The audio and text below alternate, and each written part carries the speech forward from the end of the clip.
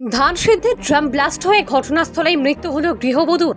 ঘটনাটি দক্ষিণ চব্বিশ পরগনা জেলার মথুরাপুর ২ নম্বর ব্লকের নন্দকুমারপুর গ্রাম পঞ্চায়েতের নরেন্দ্রপুর এলাকায়।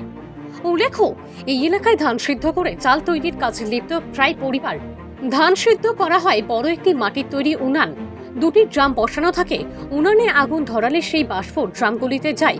আগুনের জ্বালানায় বাষ্পতে ধানগুলো সিদ্ধ হয়। প্রতি ড্রামে থাকে প্রায় ১ কুইন্টাল ধান। দুটি ড্রামে ২ কুইন্টাল ধান একই সঙ্গে বাষ্প দ্বারা সিদ্ধ হতে থাকে। প্রতিদিনের ন্যায় আজ ভোরে সুপর্ণা হালদার নামে গৃহবধূ ধান সিদ্ধের জন্য উনানের কাছে যায়। হঠাৎ একটি ড্রাম বিকট আওয়াজ করে বাস্ট হয়। দূরে ছিটিয়ে পড়ে গৃহবধূর ঘটনাস্থলে মৃত্যু হয়। এই মর্মান্তিক মৃত্যুতেই এলাকায় রয়েছে শোকের ছায়া। রায়দিঘি থানার পুলিশ ঘটনাস্থলে এসে ময়নাতদন্তের জন্য মৃতদেহ নিয়ে যায়।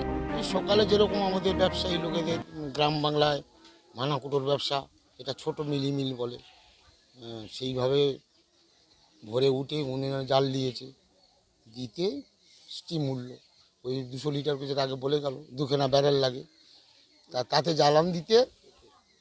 জ্বালান দিতে স্টিম থেকে বাষ্প ওঠে, জল থেকে বাষ্প উঠে ধানের গায়ে গেলে সেই ধানটা সিদ্ধ হয়ে যায়। এইবারে সেইভাবে হয়ে এসছে, কিছুটা বাকি আছে, গিয়ে